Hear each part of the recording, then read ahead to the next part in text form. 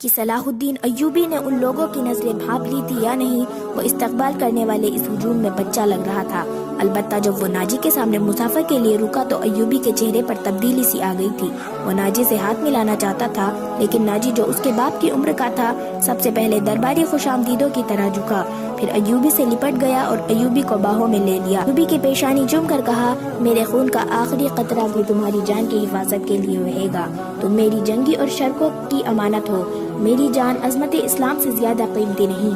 صلاح الدین ایوبی نے ناجی کا ہاتھ چوم کر کہا، محترم، اپنے خون کا ایک ایک قطرہ سنبھال کر رکھیے، صلیبی سیاہ گھٹاؤ کی طرح چھائے ہوئے ہیں۔ ناجی جواب میں صرف مسکرایا، جیسے صلاح الدین ایوبی نے کوئی لطیفہ سنایا ہو۔ صلاح الدین ایوبی اس تجربے کار سالار کی مسکراہٹ کو غالباً نہیں سمجھ سکا۔ ناجی فاطمی خلافت کا پشپشدار سالار تھا۔ وہ مصر میں باڈی گارڈز کا کمانڈ ان چیف تھا۔ فی 50,000 تھی اور ساری کی ساری نفری سوڈانی تھی۔ یہ فوج اس دور کے جدید ہتھیاروں سے مسلح تھی اور یہ فوج نیجا کا ہتھیار بن گئی تھی، جس کے زور پر وہ بے تاج بادشاہ بن بیٹھا تھا۔ وہ سازش اور مفاد پرستی کا دور تھا۔ اسلامی دنیا کی مرکزیت ختم ہو چکی تھی۔ صلیبیوں کی بھی نہایت دلکش تخریب کاریاں شروع ہو چکی تھی۔ زر پرستی اور طائش کا دورہ تھا۔ جس کے پاس ذرا سی بھی طاقت تھی اسے وہ اپنے اقتدار کے تحفظ کے لیے اور دولت سمیٹنے کے لیے استعمال کرتا تھا۔ سوڈانی باڈی گارڈز فوج کا کمانڈر ناجی مصر میں حکمرانوں اور دیگر سربراہوں کے لیے دہشت بنا ہوا تھا۔ خدا نے اسے سازش ساز دماغ دیا تھا۔ اسے اس دور کا بادشاہ ساز کہا جاتا تھا۔ بگاڑنے میں خصوصی مہارت رکھتا تھا۔ اس نے صلاح الدین ایوبی کو دیکھا تو اس کے چہرے پر بالکل اسی طرح مسکراہٹ آ گئی جس طرح کمزور بھیڑ کو دیکھ کر بھیڑیے کے دانت نکل آتے ہیں۔ صلاح الدین ایوبی اس زہر خون کو نہ سمجھ سکا۔ اس کے لیے سب سے پہلے زیادہ اہم آدمی ناجی ہی تھا، کیونکہ وہ 50,000 باڈی گارڈز کا کمانڈر تھا اور صلاح الدین ایوبی کو اس فوج کی ضرورت تھی۔ صلاح الدین ایوبی سے کہا گیا کہ حضور بڑی لمبی مسافت سے تشریف لائے ہیں، پہلے آرام کر لے، تو اس نے کہا، میرے سر پر جو دستار رکھ دی گئی ہے میں اس کے اہل نہ تھا۔ اس دستار نے میرا آرام و میری نیند ختم کر دی ہے۔ کیا آپ حضرات مجھے اس چھت کے نیچے نہیں لے چلیں گے جہاں فرائض میرا انتظار کر رہے ہیں؟ کیا حضور کام سے پہلے طاعت پسند نہیں فرمائیں گے؟ اس کے نواب نے پوچھا۔ صلاح الدین ایوبی نے کچھ سوچا اور ان کے ساتھ چل پڑا۔ لمبے تگڑے کبھی ہیکل باڈی گارڈز اس عمارت کے سامنے دو کھڑے تھے جس میں کھانے کا انتظام کیا گیا تھا۔ صلاح الدین ایوبی نے ان گارڈز کے قدبت اور ہتھیار دیکھے تو اس کے چہرے پر رونق آ گئی، مگر یہ رونق دروازے میں قدم رکھتے ہی غائب ہو گئی۔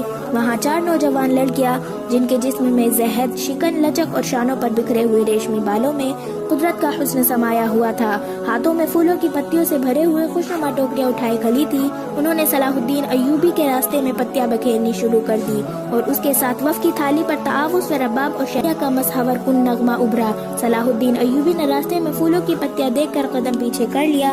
ناجی اور اس کا نائب اس کے دائیں بائیں تھا۔ وہ دونوں جھک گئے اور اسے آگے چلنے کی دعوت دی۔ یہ وہ رواج تھا جسے ہندوستان میں مغل بادشاہوں نے رائج کیا تھا۔ صلاح الدین ایوبی پھولوں کی پتیاں مسلنے نہیں آیا تھا۔ صلاح الدین ایوبی نے ایسی مسکراہٹ سے کہا جو ان لوگوں نے پہلے کم ہی کسی کے ہونٹوں پر دیکھی تھی۔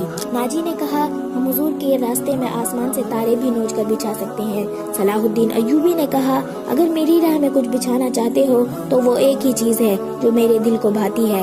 نائب نے کہا، آپ حکم دیں، وہ کون سی چیز ہے جو حضور کے دل کو بہلاتی ہے؟ صلیبیوں کی لاشیں۔ صلاح الدین ایوبی نے مسکرا کر کہا، مگر فوراً ہی اس کی مسکراہٹ غائب ہو گئی۔ اس کی آنکھوں سے شعلے نکلنے لگے۔ اس نے دھیمی آواز میں جس میں قہر اور عتاب چھایا ہوا تھا کہا، مسلمانوں کی زندگی پھولوں کی سیز نہیں۔ جانتے نہیں ہو صلیبی سلطنت اسلامیہ کو چوہے کی طرح کھا رہے ہیں، اور جانتے ہو کہ وہ کیوں کامیاب ہو رہے ہیں؟ صرف اس لیے کہ ہم نے پھولوں کی پتیوں پر چلنا شروع کر دیا ہے۔ ہم نے اپنی بچیوں کو ننگا کر کے ان کی عزت روڑ ڈالی ہے۔ میری نظریں فلسطین پر لگی ہوئی ہے۔ تم میری راہ میں پھول بچھا کر مصر سے بھی اسلام کا پرچم اتروا دینا چاہتے ہو۔ اس نے سب کو ایک نظر دیکھا اور دبدبے سے کہا، اٹھا لو یہ پھول میرے راستے سے۔ میں نے ان پر قدم رکھا تو میری روح کانٹوں سے چھلنی ہو جائے گی۔ ہٹا دو لڑکیاں میرے راستے سے، کہیں ایسا نہ ہو میری تلوار ان کے اتنے دلکش سنہرے بالوں میں الجھ کر بیکار ہو جائے۔ حضور کا حکم سر آنکھوں پر۔ 50,000 थी اور ساری کی ساری نفری سوڈانی تھی۔ یہ فوج اس دور کے جدید ہتھیاروں سے مسلح تھی اور یہ فوج نیجا کا ہتھیار بن گئی تھی جس کے زور پر وہ بے تاج بادشاہ بن بیٹھا تھا۔ وہ سازش اور مفاد پرستی کا دور تھا۔ اسلامی دنیا کی مرکزیت ختم ہو چکی تھی۔ صلیبیوں کی بھی نہایت دلکش تخریب کاریاں شروع ہو چکی تھی۔ زر پرستی اور طائش کا دورہ تھا۔ جس کے پاس ذرا سی بھی طاقت تھی اسے وہ اپنے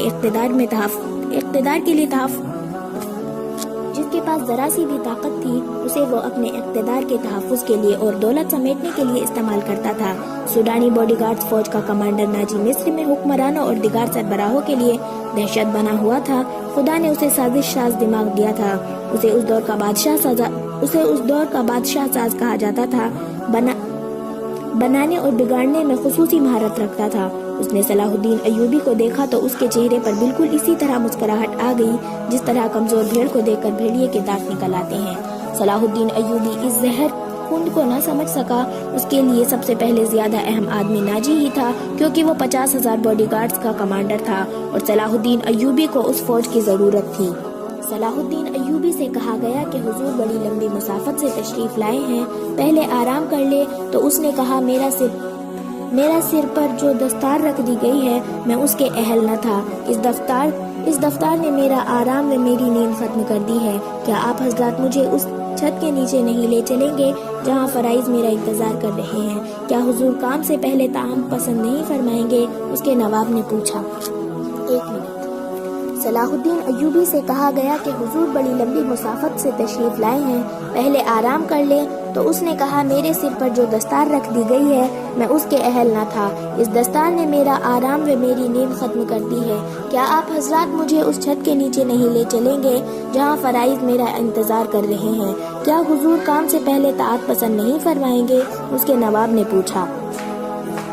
صلاح الدین ایوبی نے کچھ سوچا اور ان کے ساتھ چل پڑا۔ لمبے تگڑے کبھی ہیکل باڈی گارڈز اس عمارت کے سامنے 2 کھڑے تھے جس میں کھانے کا انتظام کیا گیا تھا۔ صلاح الدین ایوبی نے ان گارڈز کے کدبت اور ہتھیار دیکھے تو اس کے چہرے پر رونق آ گئی، مگر یہ رونق دروازے میں قدم رکھتے ہی غائب ہو گئی۔ وہاں 4 نوجوان لڑکیاں جن کے جسم میں زہد، شکن، لچک اور شانوں پر بکھرے ہوئے ریشمی بالوں میں قدرت کا حسن سمایا ہوا تھا، ہاتھوں میں پھولوں کی پتیوں سے بھرے ہوئے خوشنما ٹوکریاں اٹھائے کھڑی تھی۔ انہوں نے صلاح الدین ایوبی کے راستے میں پتیاں بکھیرنی شروع کر دی اور اس کے ساتھ وف کی تھالی پر تعاوض و رباب اور شہنائیہ کا مسحور کن نغمہ ابھرا۔ صلاح الدین ایوبی نے راستے میں پھولوں کی پتیاں دیکھ کر قدم پیچھے کر لیا۔ ناجی اور اس کا نائب اس کے دائیں بائیں تھا۔ وہ دونوں جھک گئے اور اسے آگے چلنے کی دعوت دی۔ یہ وہ رواج تھا جسے ہندوستان میں مغل بادشاہوں نے رائج کیا تھا۔ صلاح الدین ایوبی پھولوں کی پتیاں مسلنے نہیں آیا تھا۔ صلاح الدین ایوبی نے ایسی مسکراہٹ سے کہا جو ان لوگوں نے پہلے کم ہی کسی کے ہونٹوں پر دیکھی تھی۔ ناجی نے کہا ہم حضور کے راستے میں آسمان سے تارے بھی نوچ کر بچھا سکتے ہیں۔ صلاح الدین ایوبی نے کہا اگر میری راہ میں کچھ بچھانا چاہتے ہو تو وہ ایک ہی چیز ہے جو میرے دل کو بھاتی ہے۔ نائب نے کہا آپ حکم دیں، میں کون سی چیز ہے جو حضور کے دل کو بہلاتی ہے؟ صلیبیوں کی لاشیں۔ صلاح الدین ایوبی نے مسکرا کر کہا، مگر فوراً ہی اس کی مسکراہٹ غائب ہو گئی۔ اس کی آنکھوں سے شعلے نکلنے لگے۔ اس نے دھیمی آواز میں جس میں قہر اور عتاب چھایا ہوا تھا کہا، مسلمانوں کی زندگی پھولوں کی سیز نہیں، جانتے نہیں ہو صلیبی سلطنت اسلامیوں کو چوہے کی طرح کھا رہے ہیں، اور جانتے ہو کہ وہ کیوں کامیاب ہو رہے ہیں؟ صرف اس لیے کہ ہم نے پھولوں کی پتیوں پر چلنا شروع کر دیا ہے۔ ہم نے اپنی بچیوں کو ننگا کر کے ان کی عزت روڑ ڈالی ہے۔ میری نظریں فلسطین پر لگی ہوئی ہے۔ تم میری راہ میں پھول بچھا کر مصر سے بھی اسلام کا پرچم اتروا دینا چاہتے ہو۔ اس نے سب کو ایک نظر دیکھا اور دبدبے سے کہا، اٹھا لو یہ پھول میرے راستے سے، میں نے ان پر قدم رکھا تو میری روح کانٹوں سے چھلنی ہو جائے گی۔ ہٹا دو لڑکیاں میرے راستے سے، کہیں ایسا نہ ہو میری تلوار ان کے اتنے دلکش سنہرے بالوں میں الجھ کر بیکار ہو جائے۔ حضور کا حکم سر آنکھوں پر۔ مجھے حضور نے کہا۔ صلاح الدین ایوبی نے بولنے والے کو یوں ڈانٹ دیا جیسے تلوار سے کسی کافر کی گردن کاٹ دی ہو۔ اس نے کہا، حضور وہ تھے جن کا تم کلمہ پڑھتے ہو اور جن کا میں غلام ہوں۔ میری جان فدا ہو اس حضور اکرم صلی اللہ علیہ وسلم پر جن کے مقدس پیغام کو میں نے سینے پر کھود رکھا ہے۔ میں یہی پیغام لے کر مصر میں آیا ہوں۔ صلیبی مجھ سے یہ پیغام چھین کر بحر روم میں ڈبو دینا چاہتے ہیں، شراب میں غرق کر دینا چاہتے ہیں۔ وہ بادشاہ بن کر نہیں آیا، लड़कियां किसी के इशारे पर फूल की पत्तियां समेट कर वहां से हट गई थी।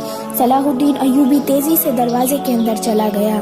एक वसीअ कमरा था, उसमें एक लंबी मेज रखी हुई थी जिस पर रंग बिरंगे फूल बिखरे हुए थे और उनके दरमियान रोस्ट किए हुए बकरों के बड़े बड़े सालिम, मुर्ग और जाने कैसे कैसे खाने सजे हुए थे।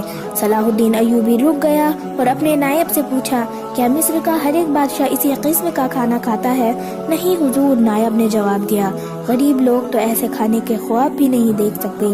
तुम सब किस कौम के फरीद हो? सलाहुद्दीन अय्यूबी ने पूछा, क्या उन लोगों की कौम अलग है जो ऐसे खानों के ख्वाब भी नहीं देख सकती? किसी तरफ से जवाब न पाकर उसने कहा, इस जगह जिस कद्र मुजालिम है और यहाँ पर जितने सिपाही ड्यूटी पर हैं उन सबको अंदर बुलाओ, यह खाना उन्हें खिला दो। उसने लपक कर एक रोटी उठाई, उस पर 2-3 बोटियां रखी और खड़े खड़े खाने लगा। निहायत तेजी से पूरी रोटी खाकर पानी पिया और बॉडीगार्ड के कमांडर नाजी को साथ लेकर उस कमरे में चला गया जो वाइसराय का दफ्तर था। 2 घंटे बाद नाजी बाहर निकला, दौड़कर अपने घोड़े पर सवार हुआ, एड़ लगाई और नजरों से ओझल हो गया। रात नाजी के खास कमरे में उसके 2 कमांडर जो उसके सलाहकार और हमराज थे उसके पास बैठे शराब पी रहे थे।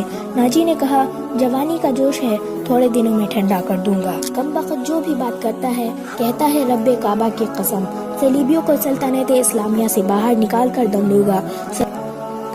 सलाहुद्दीन अय्यूबी, एक कमांडर ने तंजिया कहा, इतना भी नहीं जानता कि सल्तनत इस्लामिया का दम निकल चुका है। अब सूडानी हुकूमत उसे नहीं बताया कि 50,000 का लश्कर सूडानी है। दूसरे कमांडर ने नाजी से पूछा, और ये लश्कर जिसे वह अपनी फौज समझता है सलीबियों के खिलाफ नहीं लड़ेगा, तुम्हारा दिमाग ठिकाने है उदरवश? नाजी ने कहा, मैं उसे ये यकीन दिला आया हूँ यह 50,000 सूडानी शेर उसके इशारे पर सलीबियों के परखच्चे उड़ा देंगी। लेकिन नाजी चुप होकर सोच में डूब गया। लेकिन क्या? उसने मुझे हुक्म दिया कि मिस्र के बाशिंदों की एक फौज तैयार करो। नाजी ने कहा, उसने कहा कि एक ही मुल्क की फौज मुनासिब नहीं होती, वो मिस्र के लोगों को भर्ती करके हमारी फौज में शामिल करना चाहते हैं। तो आपने क्या जवाब दिया? मैंने कहा कि आपके हुक्म की तामील होगी। नाजी ने जवाब दिया, मगर मैं ऐसे काम की मजाज का कैसा है? उद्रवश ने पूछा, जिद का पक्का मालूम होता है। नाजी ने जवाब दिया, आपकी दानिश और तजुर्बे के सामने तो वो कुछ भी नहीं लगता।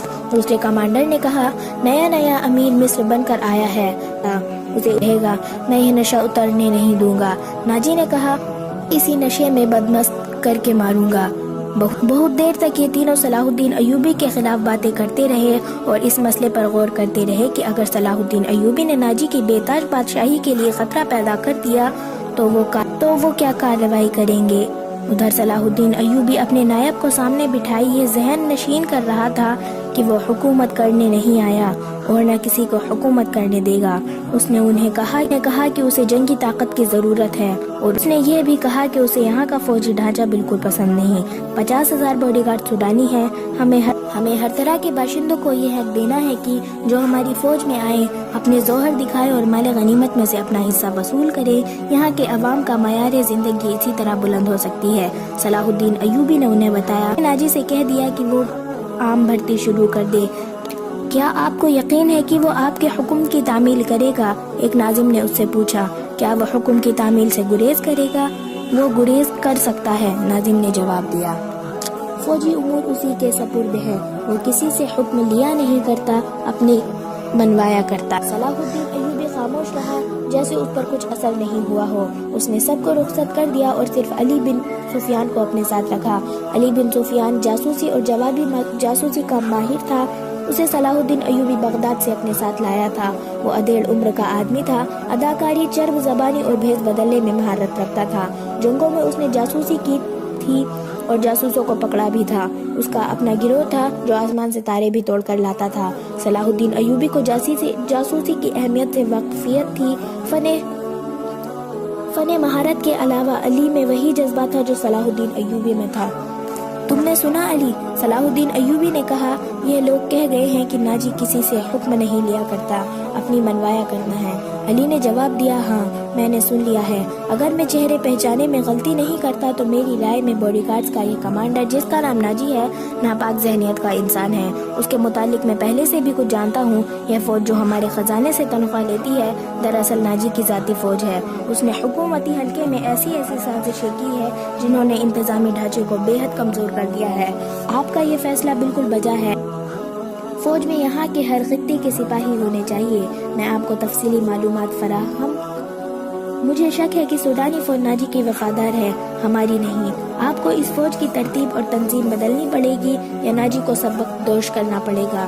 میں اپنی صفوں میں ہی اپنے دشمن پیدا نہیں کرنا چاہتا، صلاح الدین ایوبی نے کہا۔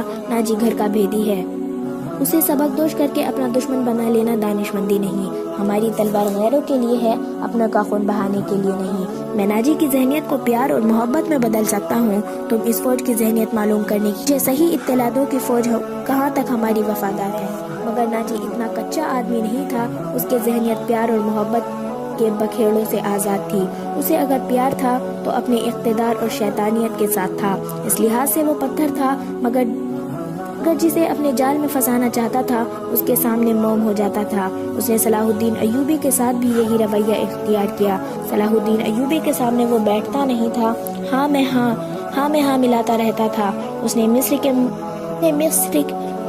مصر کے مختلف خطوط سے صلاح الدین ایوبی کے حکم کے مطابق فوج کے لیے بھرتی شروع کر دی تھی، حالانکہ یہ کام اس کی مرضی کے خلاف تھا۔ دن گزرتے جا رہے تھے، صلاح الدین ایوبی اسے کچھ پسند کرنے لگا تھا۔ ناجی نے اسے یقین دلایا کہ سوڈانی باڈی گارڈ فوج حکم اور یہ قوم کی توقعات پر پوری اترے گی۔ ناجی صلاح الدین ایوبی کو 2-3 مرتبہ کہہ چکا تھا کہ وہ باڈی گارڈز کی طرف سے اسے دعوت دینا چاہتا ہے اور فوج اعزاز میں جشن منانے کے لیے بےتاب ہے، لیکن صلاح الدین ایوبی مصروفیت کی وجہ سے یہ دعوت قبول نہیں کر سکا تھا۔ رات کا وقت تھا، ناجی اپنے کمرے میں اپنے صلاحکار جونیئر آفیسروں کے ساتھ بیٹھا شراب پی رہا تھا۔ 2 ناچنے والی سازوں کی ہلکی موسیقیوں پر مستی میں آئی ہوئی ناگنوں کی طرح مسحور کن اداؤں سے رقص کر رہی تھی۔ ان کے پاؤں میں گھنگرو نہیں تھے، ان کے جسموں پر کپڑے صرف اس قدر تھے کہ سطر ڈھکے ہوئے تھے۔ اس رقص میں خمار کا تاثر تھا۔ دربان اندر آیا اور ناجی کے کان میں کچھ کہا۔ ناجی جب شراب اور رقص میں مگن ہوتا تھا تو کوئی مخل ہونے کی ہمت نہیں کر سکتا تھا۔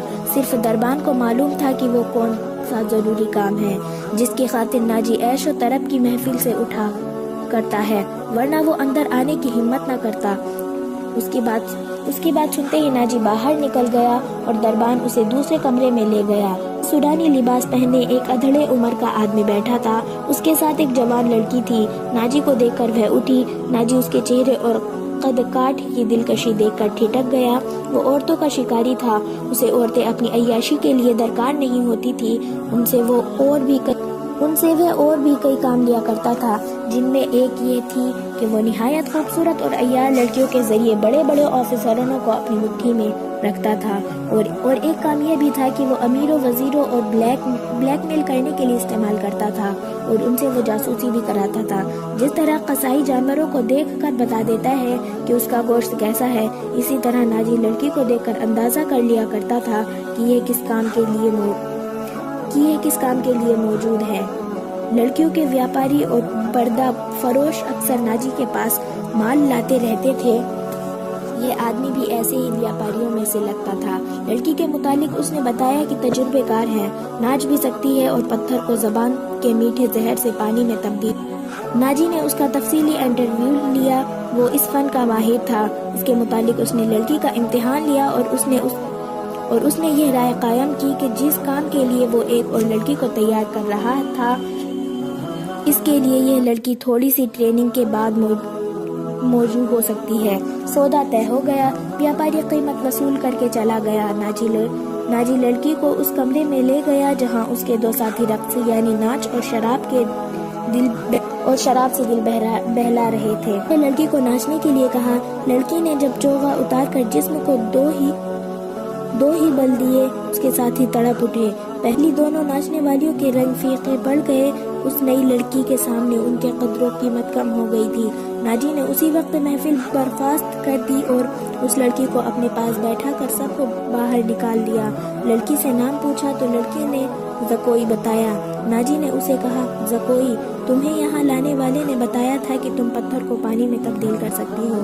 میں تمہارا یہ کمال دیکھنا چاہتا ہوں۔ وہ پتھر کون ہے؟ زکوئی نے پوچھا۔ نیا امیر مصر، ناجی نے جواب دیا، وہ سالار اعظم بھی ہے، صلاح الدین ایوبی۔ زکوئی نے پوچھا، ہاں، صلاح الدین ایوبی۔ ناجی نے